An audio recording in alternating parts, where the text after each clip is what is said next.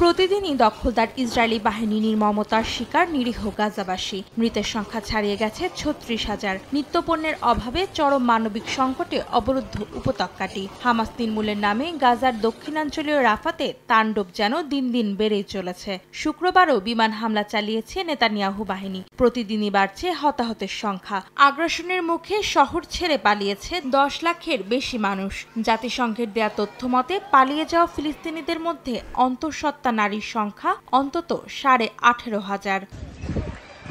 এদিকে উত্তর গাজার জাবালিয়ায় ইসরায়েলি বাহিনীর ২০ দিনের অভিযান শেষে শহরে ফিরতে শুরু করেছে ফিলিস্তিনিরা। প্রায় ৩ সপ্তাহ ধরে তেল আবিব বাহিনী নির্বিচার হামলায় শহরের বেশিরভাগ অংশই পরিণত হয়েছে ধ্বংসস্তূপে। বিশেষ করে জাবালিয়া শরণার্থী শিবির জুড়ে কেবলই মিলছে ধ্বংসচিত্র।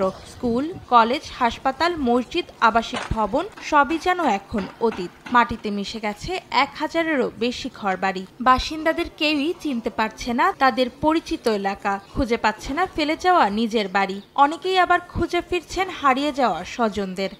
নগদে ৫০০ টাকা বা তার বেশি পেমেন্টে পেতে পারেন ঢাকায় জমিসহ ২০ কোটি টাকার পুরস্কার। অন্যদিকে শুক্রবার এক সংবাদ সম্মেলনে গাজায় চলমান সংঘাত অবসানে নতুন প্রস্তাবের রূপরেখা প্রকাশ করেছেন মার্কিন প্রেসিডেন্ট জো বাইডেন। তিনি বলেন, এই যুদ্ধ শেষ হওয়ার সময় এসেছে, আর তাই ৩ পর্যায়ের একটি রোডম্যাপ তৈরি করেছেন তিনি। এর মধ্যে রয়েছে ৬ সপ্তাহের একটি যুদ্ধবিরতি, যা পরবর্তীতে স্থায়ী হবে।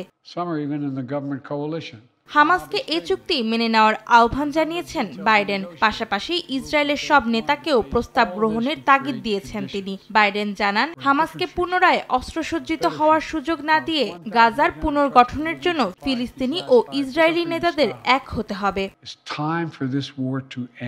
অন্তরা সেন, সময় সংবাদ।